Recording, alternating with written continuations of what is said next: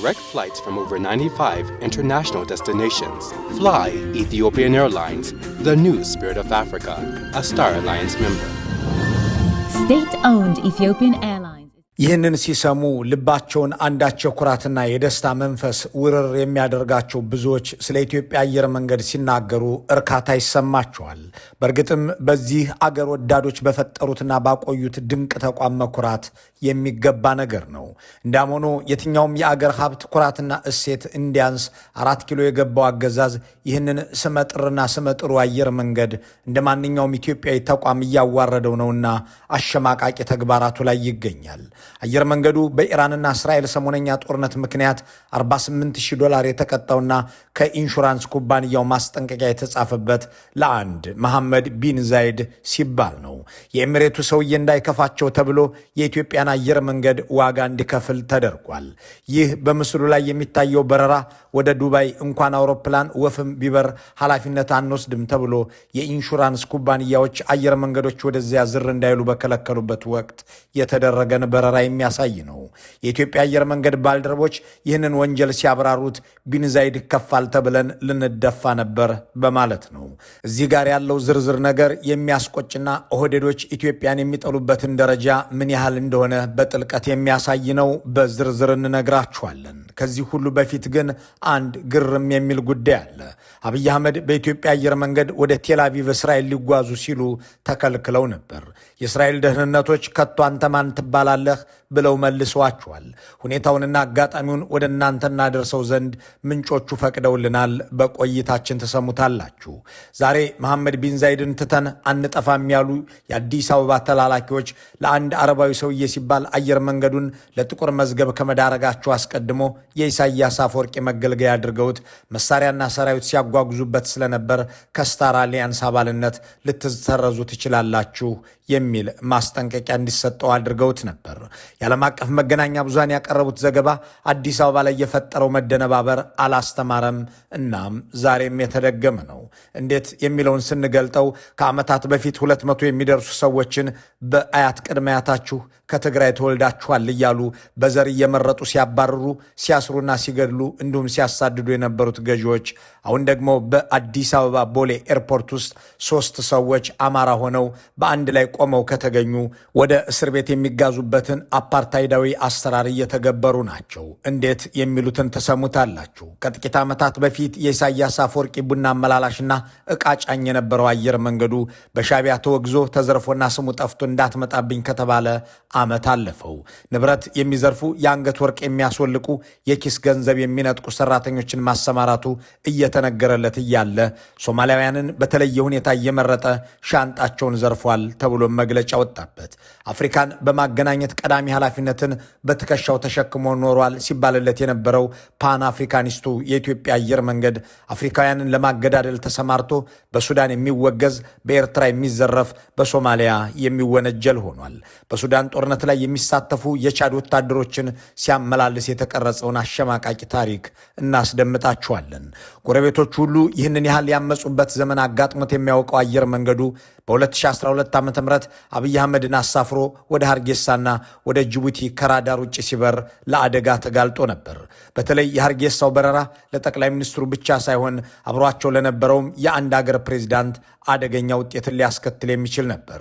አየር መንገዱን ለማዋረድና ስሙን ለማጥፋት የሚጥሩት ኦህዴዶች አብይ አህመድ፣ ይልማ መርዳሳ፣ አባዱላ ገመዳ እየተፈራረቁ ሲመሩት በከረሙበት ባለፉት ዓመታት ዘራፊ ብጤዎቻቸውን በኤርፖርት ውስጥ ከማሰማራት አልፈው ኪስ አውላቂ ፈታሾችን ከመመደባቸውን ባሻገር እየተሳፈሩበት በሄዱ ቁጥር ለሚፈጽሙት ጥፋት የኢራንና እስራኤል የአሜሪካ የዘንድሮ ጦርነት አሰቃቂ ማስረጃቸው ሆኖ ቀርቧል። ለአንድ መሐመድ ቢን ዛይድ ተብሎ የኢትዮጵያ ሉዓላዊነት ተሰውቶ ቤኒሻንጉል ጉሙዝ መዋጊያ ምድር ሆኗል። የኢትዮጵያ ወርቅ በብልጽግናና ሄሚቲ ጄኔራሎች ወደ ዱባይ ይጓጓዛል። አሁን ደግሞ ለአንድ መሐመድ ቢን ዛይድ ተብሎ የኢትዮጵያ አየር መንገድ ለቅጣትና ስም መጥፋት ተዳርጓል። አንድ ባንድ እንመልከተው። ጦርነቱ ቀጠና ውስጥ ያሉ መዳረሻዎች ላይ በረራ ቆሟል። ልክ ሌሎች አየር መንገዶችም እንዳደረጉት ነው። በአሁኑ ሰዓት 10 የመካከለኛው ምስራቅ መዳረሻዎች በረራ ለጊዜው በጊዜያዊነት አቋርጠናል። ዋና ስራ አስፈጻሚው መስፍን ጣሰው የኢትዮጵያ አየር መንገድ በኢራንና አሜሪካ እስራኤል ጦርነት ምክንያት ኩባንያቸው በረራ እንዲያቋርጥ የሚያደርገውን መመሪያ ተግባራዊ ያደረጉት በፈረንጅ አቆጣጠር መጋቢት 2 2026 ነበር። ይህም ማለት ኢራን ላይ ወረራ ከተጀመረና ከኢራን የሚነሱ ሚሳኤሎችም እነ ዱባይን መደብደብ ከጀመሩ ከ4 ቀናት በኋላ መሆኑ ነው። እንዲህ ባሉ የጦርነት ቀጣናዎች ላይ አየር መንገዶች አንበርም ከማለታቸው በተጨማሪ በዚህ አካባቢ ብትበሩና ጉዳት ቢደርስባችሁ የመድን ዋስትና አይኖራችሁም ብለው ክልከላ የሚያወጡት የኢንሹራንስ ኩባንያዎች መሆናቸውን የሚናገሩ ባለሙያዎች በባለፈው መጋቢት 2 የኢትዮጵያ አየር መንገድም በጦርነት ምክንያት ወደ መካከለኛው ምስራቅ እንዳይበር ከኢንሹራንስ ድርጅቱ ተነግሮታል ይላሉ። የአየር መንገዱ የመድን ዋስትና ሰጪ ብሮከር የሆነውና መቀመጫውን ለንደን ያደረገው ዊልስ ታወርስ ዋትሰንና ዋና የመድን ሰጪ ድርጅት የሆነው ቹቢ ይህንኑ አድርገው ከመጋቢት 2 ጀምሮ በመካከለኛው ምስራቅ ውስጥ ባሉ 10 ሀገራት መብረር አቆመ። ከ4 ቀናት በኋላ ግን የኢትዮጵያ አየር መንገድ ለእርስ በርስ ጦርነት ማካሄጃና ከጎረቤት ሀገራት ጋር ጸብ ማራመጃ ያደረጉት አብይ አህመድ ተቆጡ። ወዳጅ ሀገርን በክፉ ቀን ትተን መቅረት የለብንም የሚል ሽንገላማ መጡ። እናም ልንበር ይገባል አሉን ይላሉ ምንጮች። በዚህ መሰረት መጋቢት 6 2026 አየር መንገዱ የበረራ ቁጥር ኢቲ 600 የተሰኘውን ቦይንግ 787-800 የምዝገባ ቁጥሩ ኢቲ ኤኦኤስ የሆነውን አውሮፕላን ወደ መሐመድ ቢን ዛይድ ከተማ ዱባይ እንዲበራ አስገደደ። ከምሽቱ 4 ሰዓት ከ14 ደቂቃ ከአዲስ አበባ ተርሚናል 2 ተነስቶ ዱባይ ተርሚናል 1 ለመድረስ 4 ሰዓት ከ10 ደቂቃ የበረረው አውሮፕላኑ ኤምሬትስ ሲደርስ የሚያርፍም ሆነ የሚነሳ አውሮፕላን አልነበረም ይላሉ በዕለቱ የተጓዙ የአየር መንገዱ ባልደረቦች። ይህንን ኢትዮፎረም ከኢትዮጵያ አየር መንገድ ምንጮቹ ያገኘውን መረጃ በዚህ በምስሉ ላይ የሚታየውና ፍላይት ኢራ.ኔት የተባለው የበረራ መረጃዎችን የሚሰበስብ ድረገጽም ይፋ አድርጎታል። ይህ ድረገጽ በዓለም ዙሪያ የሚደረጉ በረራዎችን በቀጥታ የሚከታተል ሲሆን በመሬት ላይ የተተከሉና ከአውሮፕላኖች የሚላኩ መልእክቶችን የሚቀበሉ መሳሪያዎችን፣ ከአቪዬሽን ባለስልጣናት የሚገኙ መረጃዎችን ወዘተ ሰብስቦ የሚገነዘብ ነው። ይህ ድርጅት ይፋ ያደረገውም ሆነ የኢትዮፎረም ምንጮች ያረጋገጡት ለአንድ መሐመድ ቢን ዛይድ ብለው የብልጽግናዎች አለቃ አየር መንገዱን በጦርነት ቀጣና ውስጥ እንዲበር ማድረጋቸውን ነው። ይህንን የደረሰበት የኢንሹራንስ ድርጅቱ ቹቢም በኢትዮጵያ አየር መንገድ ላይ በተከለከለ የጦር ቀጣና ውስጥ በረሃል ብሎ $48,000 ቅጣት ጽፎበት መክፈሉን ጣቢያችን አረጋግጧል። ይሄው የበረራ መረጃዎችን የሚያሳየው ድረገጽ በምስሉ ላይ በቀይ ቀለም እንደተጠቀሰው በረራው በሚደረግበት ወቅት በቅርብ ርቀት ላይ ያለውን የኢራን የጦርነት ቀጣና አክቲቭ ኮንፍሊክት ዞን ወይም የበረራ ክልል ገደቦችን የሚጠቁም ማስጠንቀቂያ ተጽፎበታል። የብልጽግና መንግስታዊ ውንብድና ግን በዚህ አያበቃም። ወደ ዱባይ የተጓዘው አውሮፕላንም እዚያ ከደረሰ በኋላ ለረፍትና ለስራ ሄደው የነበሩ ባለስልጣናትንና ባለሀብቶችን አሳፍሮ እንዲመለስ ሲደረግ የስታፍ ትኬት ኖሯቸው በዚሁ አውሮፕላን ተጉዞ የነበሩ ሰራተኞችም ለባለስልጣናቱና ባለሀብቶቹ ቦታቸውን እንዲለቁ ተደርገው በዚያው በዱባይ እንዲቆዩ መገደዳቸውን ምንጮች አብራርተዋል። ወዳጄን አልሸሽም ያሉት አብይ አህመድ ዓለም አቀፍ በረራዎች በቆሙ በ10ኛው ቀን ደግሞ የኢትዮጵያ አየር መንገድ ንብረት የሆነን አውሮፕላን ይዘው ኤምሬትስ ዱባይና አቡዳቢ ተጉዘው ለ3 ቀናትም ቆይተው የመሐመድ ቢን ዛይድን ልደት አክብረው ተመልሰዋል። ይህኛውን በረራ ምንም እንኳን የቪአይፒ በረራ ተብሎ የተመዘገበ ቢሆንም በኢትዮጵያ አየር መንገድ አርማ የተካሄደ በረራ በመሆኑ የኢንሹራንስ ኩባንያዎች በተከለከለ ዞን ውስጥ በረራ አድርገሃል በሚል ሌላ ቅጣት ሊጥሉበት እንደሚችሉም ምንጮቹ ግምታቸውን አስቀምጠዋል። ለአንድ መሐመድ ቢን ዛይድ ሲባል የማይቸረቸር የኢትዮጵያ ሀብትና ክብር የለምና በኢራንና አሜሪካ እስራኤል ጦርነትም ላይ ተሳታፊ አድርገውት ወታደራዊ ኢላማም እንደሆነ አመቻችተውታል። የአብይ አህመድና የቡድናቸው ፖለቲካና ዲፕሎማሲ አለማወቅ ለቢን ዛይድ ሲባል ያደረጉት ነገር እንዲሁም ጸረ ኢትዮጵያዊነታቸው ተደማምሮ በአየር መንገዱ ብቻ ሳይሆን በመርከብ ድርጅትም ላይ ያመጣውን ጣጣ በእማኝነት መመልከት ይቻላል። ይህች ጊቤ የተሰኘች የኢትዮጵያ መርከብ አሁንም በዚያው በፋርስ ባህር ላይ ገብታ መውጣት ከተቸገረች 3 ሳምንታት አልፏታል። ሰራተኞቿ ከ20 በላይ ናቸው። እሷ ተዘግቶባት ሌሎች እያለፉ ወደ መዳረሻቸው ገብተዋል። ኢራን ወረራ እንደተከፈተባት አብይ አህመድ የኢትዮጵያን ሰንደቅ ዓላማ ያነገበውን አየር መንገድ ይዘው ዱባይና አቡዳቢ ከሄዱ በኋላ ደግሞ የኢራን ጥቃት እያወገዙ ከነ እስራኤል ጎን ከተሰለፉ ማግስት ጣጣ ውስጥ የወደቀችው መርከብ 1 ወር ለሚጠጋ ጊዜ የኢትዮጵያን ሰንደቅ ዓላማ ሰቅላ ባህር ላይ ነች። በመካከለኛው ምስራቅ ጦርነት ለቢንዛይድ ሲል ሳይጠራ ቤት ያለው ብልጽግና የኢትዮጵያ በዓለም ጦርነቶች የምታሳየውን የገለልተኛነት እሴት ካልሆነም ከተበዳዮች ጎን የመቆም ታሪክ ፍቆ ወደ አስታጣቂዎቹ አቡዳቢ ያደረገው ጉዞ አየር መንገዱን ብቻ ሳይሆን መርከቧንም ለእገታ ዳርጓታል። በእነዚህ ሳምንታት ኢራንን ለማውገዝ ያልተሰማሩ ይልቁንም ወራሪዎችን አንደግፍም ያሉ እንደ ደቡብ አፍሪካና ፈረንሳይ ያሉ ሀገራት ከቴህራን መንግስት ጋር ተደራድረው መርከቦቻቸውን ማስለቀቅ ችለዋል፣ አሳልፈዋል። የኢትዮጵያን ሰንደቅ ዓላማ የያዘችው ጊቤ መርከብ ግን አብይ አህመድ ለቢንዛይድ ስሉ በተገበሩት ፖሊሲ ምክንያት ልክ እንደ እስራኤልና አሜሪካ መርከቦች እንደ ጠላት ተቆጥራ ይህንን ዘገባ እስከምንሰራበት ድረስ በዚያው ባህር ላይ ቆማለች። መርከቧ ሁሉን አይነት ጭነት ጫኝ ወይም መልታይ ፐርፐዝ ቬዝል በመሆኗ ኮንቴነርና ሌላም ልዩ ልዩ ጭነቶችን ተሸክማለች ያሉት ምንጮች ጦርነቱ እየተስፋፋ ሲመጣና የሆርሙዝም ወሽመጥ ሲዘጋ ወደ ጅቡቲ የምታደርገውን ጉዞ ገታ ከተባበሩት አረብ ኤምሬቶች ሻርጃ ወደብ ቅርብ ርቀት ላይ አንኮሬጅ በተባለው አካባቢ እንደቆመች ለማወቅ ተችሏል። ይህ አብይ አህመድ ሰማዩንም ምድሩንም ለአንድ ቢንዛይድ ሲሉ መስዋዕት እንዲሆን ያደረጉበት ታሪክ ነው። ዛሬ ለመሐመድ ቢንዛይድ ብለው ከእስራኤል ጎን ቆመው ኢራንን እያወገዙ ያሉት ጠቅላይ ሚኒስትር አብይ ከ7 ዓመታት በፊት ቴልአቪቭ ሊጓዙ ሲሉም ተከልክለው ነበር። እንደ አውሮፓውያን አቆጣጠር በ2019 ነሐሴ መጨረሻ ወደ እስያ በተለይም ወደ ጃፓንና ደቡብ ኮሪያ ተጉዘው ለቀናት ከረሙ። የተጓዙት እንደ ሁልጊዜው በኢትዮጵያ አየር መንገድ ነበር የሚሉት ምንጮች እዚያው እያሉ ለምን በዚሁ ወደ እስራኤል ሄጄ በዚያ የሚገኙ ዲያስፖራዎችን አላገኝም ብለው አዲስ እቅድ ነደፉ ሲሉ ያስታውሳሉ። አቪዬሽን እንዴት እንደሚሰራ የማያውቁት ጠቅላይ ሚኒስትሩ በድንገት ከቶኪዮ ወደ ቴልአቪቭ ለመብረር ሲነሱ የእስራኤል መንግስት ይህንን በረራ አናውቀውም፣ ከኢትዮጵያም የደረሰን የይመጣሉ መልእክት የለም ብሎ አልቀበልም አለ እያሉ የሚቀጥሉት ምንጮች ከዚያ በኋላ ይህንን የሚከውነው አዲስ አበባ ያለው ደህንነት ነው ሲባሉ ተስፋዬ መኮንን ወደ ተባለው የእሳቸው የደህንነት ሰው ጋር ደወሉ ይላሉ። አብይ አብረዋቸው የነበሩ ሰዎች እያዳመጧቸውም ጭምር በደወሉበት ወቅት ይህ እኮ የእኛ ስራ አይደለም፣ ይህንን የሚያደርገው የኢትዮጵያ ብሔራዊ ደህንነት ሳይሆን የአየር መንገዱ ደህንነት ክፍል ነው ሲባሉ እዚያው እያሉ ማን ነው ይህንን የሚያደርገው ብለው ጠየቁ። ገብረ ማርያም ይባላል ሲሏቸውም እዚያ ቤት ያሉትን ገብረ ማርያሞች አባረን አልጨረስንም ወይ? ጨርሰናል አላላችሁኝምን? የቀረን ተወልደ ገብረ ማርያም ብቻ ነው አላላችሁም ነበር ወይ? እያሉ ዘረኛ ቁጣቸውን ሲናገሩ ሰማናቸው በማለትም ይቀጥላሉ። ሲነሽጣቸው ከቶኪዮ ወደ ቴልአቪቭ ለመብረር የፈለጉት ጠቅላይ ሚኒስትሩ ከኢትዮጵያ አየር መንገድ የደህንነት ዳይሬክቶሬት ደብዳቤ ከተጻፈላቸው በኋላ እስራኤል ገብተዋል። ይሁን እንጂ ወደ አገር ቤት ከተመለሱ ከወራት በኋላ በአየር መንገዱ ውስጥ ይሰሩ የነበሩትን ከጽዳት ሰራተኛ እስከ ፓይለት ድረስ ወደ እስራኤል እንዳልበር አድርጋችሁኛል በማለት 200 የሚደርሱ ሰራተኞችን የትግራይ ተወላጅ ናችሁ ብለው ከስራ አገዱ።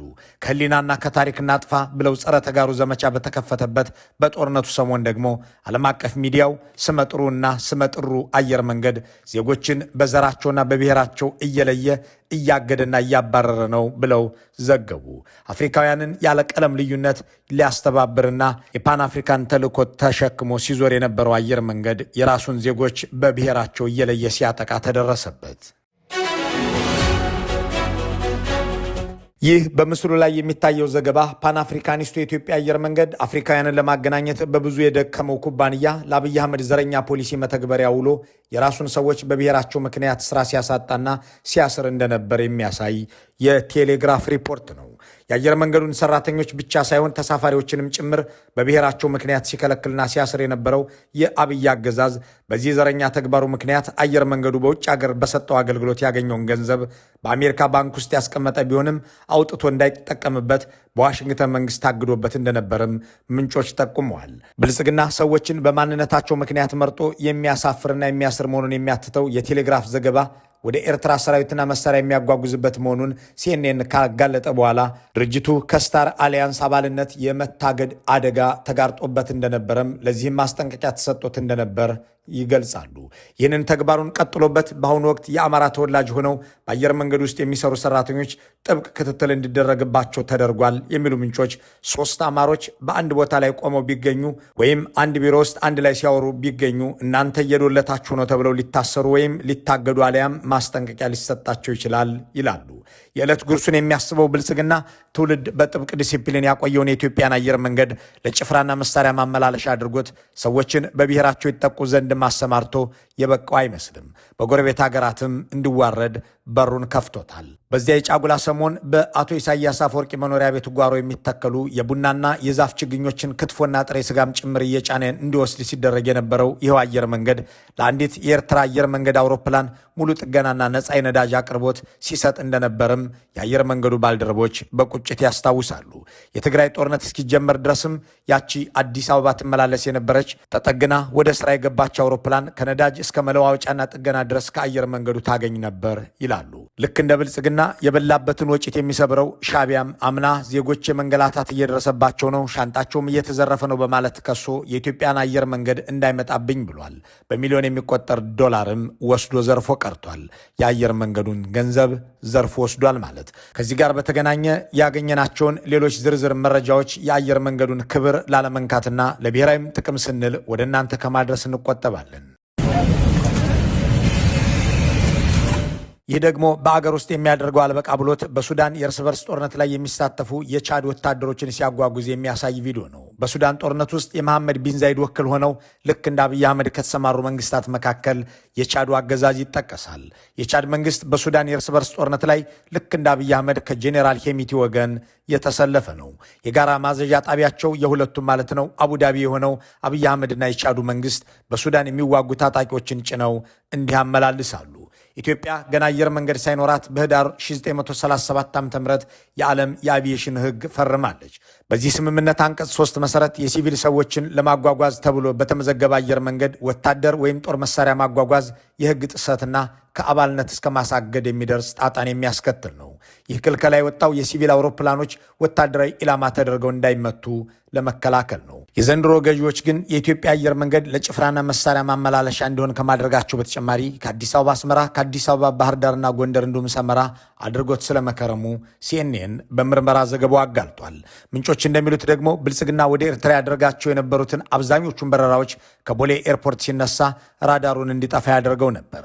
እንዲህ ባለው አሰራር ሰርቀው ለመብረር ሸውደውም ለማጥፋት የሚሞክሩ በመሆናቸው ራዳሩን የሚያበሩት አየር ላይ በረራ ከጀመሩ በኋላ ነበርም ሲሉ ያብራራሉ። አብይ አህመድ ይህንኑ አየር መንገድ በተመሳሳይ መንገድ ለወንጀል መስሪያነት ሲያውሉት የተገኙት ደግሞ በ2019 እንደ አውሮፓውያን አቆጣጠር ነው። ያኔውን የሶማሊያውን ወዳጃቸውን አብዱላይ ፎርማጆን አዲስ አበባ ጠሯቸው።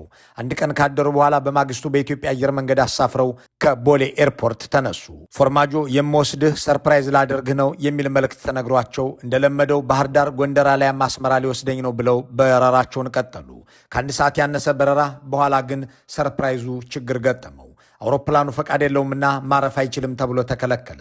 ቪአይፒ በረራ ነው ሲባል እነማን ናቸው የሚል ጥያቄ ቀረበ። አብይ አህመድና አብዱላሂ ፎርማጆ ናቸው ተባለ። ክልከላው የበለጠ ጠበቀ።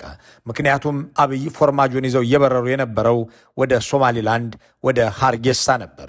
ተገንጣዮቹ ሶማሊላንዶች የሞቃዲሾ ባለስልጣናትን አብዝተው እንደሚጠሉም ሆነ የዚህ ሀገር ውስብስብ ፖለቲካ የማይገባቸው አብይ አህመድ ፎርማጆንና ሙሴ ቢሂን አታለው በሃርጌሳ ሊያገናኙ የሞከሩበት ስራ በኢትዮጵያ አየር መንገድ አጓጓዥነት የተፈጸመ ነበር የሚል አንድ በወቅቱ የአየር መንገዱ የሥራ ባልደረባ የነበረ ሰው የሃርጌሳ አቪዬሽን ባልደረቦች አውሮፕላኑ ማረፍ አይችልም፣ ለማረፍ ቢሞክር ግን ይመታል እንዲሉ አስገድዷቸው ነበር። እናም ወደ ኋላ ዞረው አዲስ አበባ አረፉ ይላል። እንዲህ አድርጎ ያለ ግብሩ በማሰማራት ያዋረደውን ይህንን የአገር ኩራት ከጎረቤት ሀገራትም አልፎ በጎረቤት ሀገራትም እንዲዋረድ በሩን መክፈቱም ሳያንስ በመካከለኛው ምስራቅ ጦርነትም ላይ እንዲሳተፍ እያደረገው ነው። መልካሙን ሁሉ በመመኘት በዚሁ እንሰናበታለን።